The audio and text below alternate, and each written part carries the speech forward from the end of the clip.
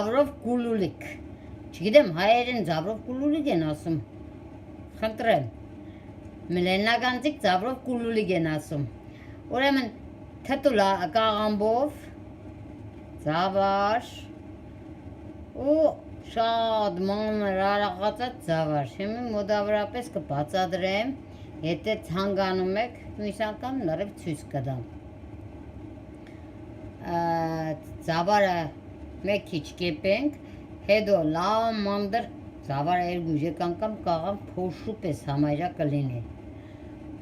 Գուլուլիկի պես իրար վրա կենեք ու կգցեք ձավարի մեջ լավ կեպեք։ Հետո այդ կհանեք, այդելնի ափսեի մեջ կդնեք,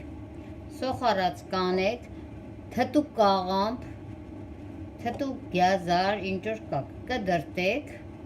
համ